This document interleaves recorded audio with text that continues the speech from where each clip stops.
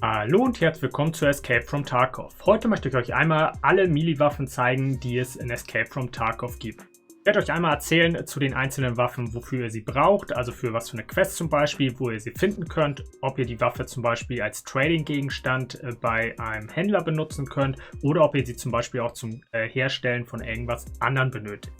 Bitte bedenkt immer, dass sich zu dem Zeitpunkt, wo ihr das Video guckt, natürlich sein kann, dass sich im Spiel schon wieder was verändert hat und dadurch die Anzahl, die ich euch hier sage, verändert haben kann, vielleicht gar nicht mehr für eine Quest benötigt wird, zum Beispiel noch woanders gelootet werden kann und. Das immer bitte im Hinterkopf behalten.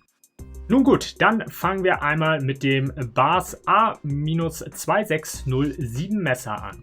Das benötigt ihr erstmal 5-mal für die Punisher Quest-Reihe Part 4. Finden könnt ihr das Messer bei sehr vielen Scavs, also ganz oft, wenn ihr einen Scav killt, haben die genau dieses Messer dabei. Dann könnt ihr mit 8 von den Messern, wenn ihr Peacekeeper auf Level 1 habt, könnt ihr gegen eine MP5 eintauschen. Und ihr benötigt des Weiteren ein Messer, um im Hideout ein Paracord herstellen zu können. Das war es auch schon, was ihr mit dem Messer so erstmal machen könnt. Das Messer hat selber einen Schaden, wenn ihr damit zustecht, von 21 Damage. Und wenn ihr damit, ich sag mal, einen Hieb macht, macht es 16 Schaden. Ja, viel mehr gibt es zu dem Messer auch gar nicht zu sagen. Würde ich sagen, gehen wir zu dem nächsten Messer. Das nächste Messer ist das BAS A-2607 Damaskus. Das ist im Prinzip das gleiche Messer, nur wie der Name schon hinten sagt, in der Damaskus-Variante. Das Messer könnt ihr ebenfalls bei Scavs finden und ansonsten könnt ihr es zum Handeln benutzen, auch wieder bei Peacekeeper Level 1. Dafür braucht ihr dann 4 Stück davon und bekommt bei ihm dann eine P226R Pistole.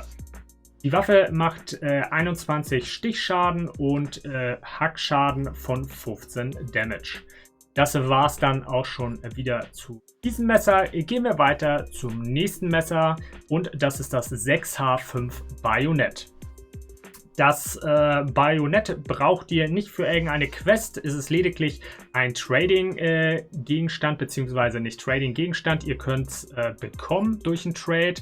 Und zwar bei Prapor Level 3 und ja, da wäre dann sozusagen die Belohnung einmal dieses Messer. Schaden macht das Messer 23 Stich-Damage und 18 Hack-Damage. Ich nenne es jetzt einfach mal Hack-Damage, das ist der Schlag, der von oben nach unten geht.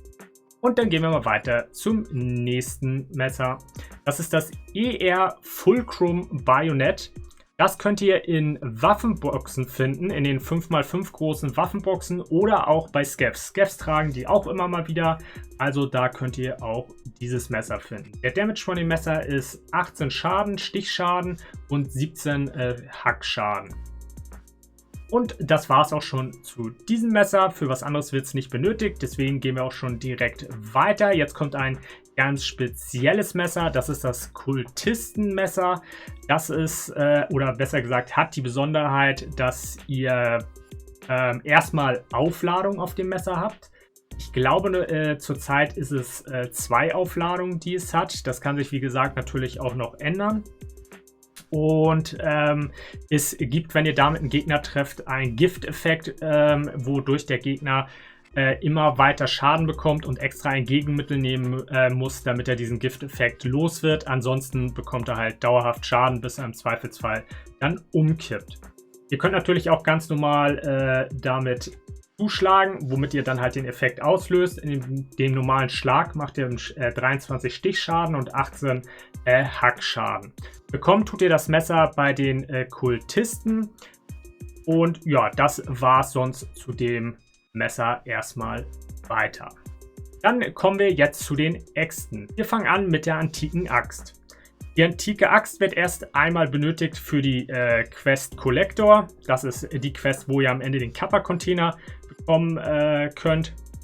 Dafür braucht ihr die einmal Found and Raid. Und bekommen könnt ihr die ganz normal von Scavs oder Raidern. Die haben die dann wieder in ihrem Waffenslot in den 5x5 Waffenboxen. Auf Customs in der Old Gas Station. Auf dem Tisch kann die auch liegen Und in Stürmens Crate of Woods, also in seiner Kiste, die ihr aufschließen könnt, da könnt ihr ebenfalls die Axt auch finden. Ja, Schaden macht die Axt Stichschaden 44 und Hackschaden 26. Das war es auch soweit zu dieser Axt. Gehen wir weiter zur nächsten. Das ist nämlich die Camper-Axt.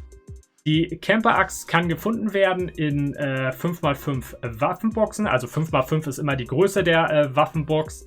Und ansonsten gibt es noch die Möglichkeit, dass ihr euch die bei Jäger Level 3 ertraden könnt. Und Schaden macht sie Stichschaden 32 und Hackschaden 30. Ansonsten wird die Axt für nichts weiter benötigt. Außer halt, ihr wollt diese Axt haben, weil sie euch besonders gut gefällt, aber nicht für irgendeine Quest. Jedenfalls zum jetzigen Zeitpunkt nicht.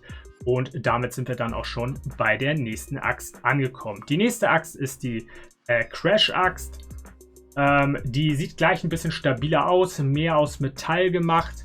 Die wird für nichts groß weiter benötigt, ist ebenfalls wieder ein Gegenstand, den ihr halt einfach, wenn ihr sagt, ihr findet die cool, könnt ihr die ausrüsten. Bekommen könnt ihr die durch einen Trade bei Rackman Level 4. Dafür müsst ihr aber eine Quest abschließen, das ist die Scavenger Quest. Erst dann ist dieser Trade verfügbar. Stichschaden macht die Axt 44 und Hackschaden 26. Das war es auch schon zu der Axt. Gehen wir weiter zu der nächsten. Die nächste Axt ist ja mehr oder weniger eine besondere Axt, denn das ist die Kiba Arms Tactical Tomahawk Axt. Die könnt ihr nämlich nur bekommen, wenn ihr Besitzer der Edge of Darkness Edition seid. Dann bekommt ihr nämlich gleich diese Axt noch mit in euer Inventar. Sie wird für nichts anderes benötigt, jedenfalls zum jetzigen Zeitpunkt. Aber wie gesagt, könnt ihr nur besitzen, wenn ihr die Edge of Darkness Version habt. Stichschaden macht sie 35, Hackschaden macht sie 25. Und dann gehen wir auch schon zu der nächsten Einhandwaffe. Das ist ein bisschen was anderes. Das ist die Freeman Crowbar oder die Brechstange auf gut Deutsch gesagt. Wird für nichts Besonderes benötigt, aber finden könnt ihr sie bei Scavs ebenfalls ganz normal im Melee-Slot. Falls einer sie benutzen will und sucht oder sammeln möchte einfach, dann würdet ihr sie halt bei Scavs finden, wird aber nicht für eine Quest oder irgendwas anderes benötigt. Stichschaden macht sie 22, Hackschaden macht sie 16. Und dann sind wir auch schon bei der nächsten Waffe angekommen. Das ist die MPL 50 Schaufel. Die wird auch für keine Quest oder irgendwas benötigt. Ist einfach nur wieder, ich sag mal, ein Style-Item. Könnt ihr bei Prapor Level 2 bekommen durch ein Trade. Hat 32 Stichschaden und 18 Hackschaden. Das war es auch schon zu dieser Melee-Waffe. Gehen wir weiter zu den Schwertern. Schwertern oder größeren Messern nennen wir sie mal. Da fangen wir an mit der Miller Bros Blades M2, dem Tactical Sword. Benötigt wird auch das für nichts irgendwie Besonderes. Ihr könnt das M2-Schwert bei Skier auf Level 4 bekommen. Dafür müsst ihr aber die Quest erstmal mit dem Namen Flint abschließen. Ansonsten ist dieser Trade nicht verfügbar. Die Waffe macht ordentlich Damage, Stichschaden von 48, Hackschaden von 34. Wird aber wie gesagt für nichts anderes benötigt. Es ist einfach nur, wenn ihr eine starke Melee-Waffe haben wollt, dann werdet ihr bei der halt genau richtig. Und dann gehen wir mal weiter zu der SP-8 Survival Machete. Auch diese Waffe wird für keine Quest oder irgendwas benötigt. Ihr könnt sie aber wieder finden. Sie kann in den 5x5 Waffenboxen gefunden werden. Sie kann bei Scav Raidern oder bei den Reshala Guards gefunden werden. Die haben die dann ganz normal wieder in ihren Waffenslots dabei. Also einfach mal Ausschau halten, wenn ihr die haben wollt. Dann könnt ihr die bei denen finden oder halt in der Waffenbox. Die macht 37 Stichschaden und Hackschaden von 28. So, dann kommen wir zu der UV-SR Tiger One. Ich würde es jetzt auch mal Hackbeil, Schwert, Messer, ich glaube Hackbeil trifft es am besten, nennen. Diese Waffe wird auch nicht für irgendeine Quest benötigt. Ihr könnt sie in Waffenboxen finden. Ihr könnt sie auf Customs auf dem Tisch in der Old Gas Station finden. Bei Sanita könnt ihr sie finden und auf Woods im Scav Packback, der beim USEC Camp spawnen kann. Angeblich soll man dieses Messer auch bei Kultisten finden können, was ich aber bisher noch nie gesehen habe und daher auch nicht weiß, ob das wirklich stimmt oder ob das irgendwie mal jemand in die Welt gesetzt hat.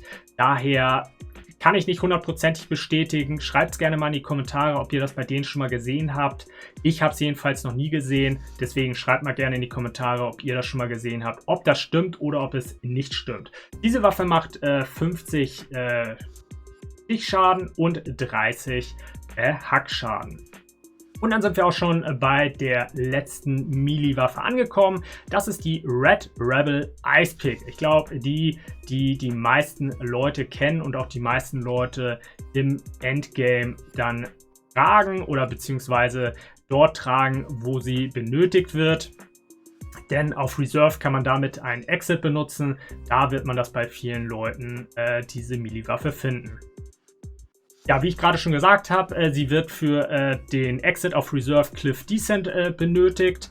Ihr könnt sie bekommen oder finden einmal in der Stürmenskiste. Er kann sie auch selber an sich tragen. Also wenn ihr den Boss auf Woods killt, guckt immer als erstes, ob er sie bei sich trägt und dann zieht sie schnell zu euch rüber, damit sie sicher ist. Wie gesagt, in seiner Kiste, wenn ihr die aufschließt, kann die auch noch drin sein. In den 5x5 Waffenboxen kann sie drin sein. Und auf Customs auf dem Tisch in der Old Gas Station könnt ihr sie finden. Und sie kann ansonsten auch bei Jäger Level 3 ertradet werden. Solltet ihr kein Glück haben bei dem ganzen Looten und sie nie dabei sein, dann über Jäger Level 3 wäre es auch möglich, sie zu ertraden. Sie hat einen Stichschaden von 30 Damage und Hackschaden von 25. Ja, damit haben wir auch zum jetzigen Zeitpunkt alle Melee-Waffen erstmal einmal durch. Schreibt gerne mal in die Kommentare, welche Melee-Waffe ihr immer benutzt, welche ihr am Anfang benutzt, ob ihr überhaupt eine benutzt und welche ihr im Endgame benutzt und welche Waffe euch vom Aussehen halt einfach am besten gefällt. Ja, das war's dann auch schon mit dem Video. Ich würde mich natürlich wie immer über ein Like und ein Abo freuen und dann sehen wir uns im nächsten Video wieder. Macht's gut, bis zum nächsten Mal. Tschüss.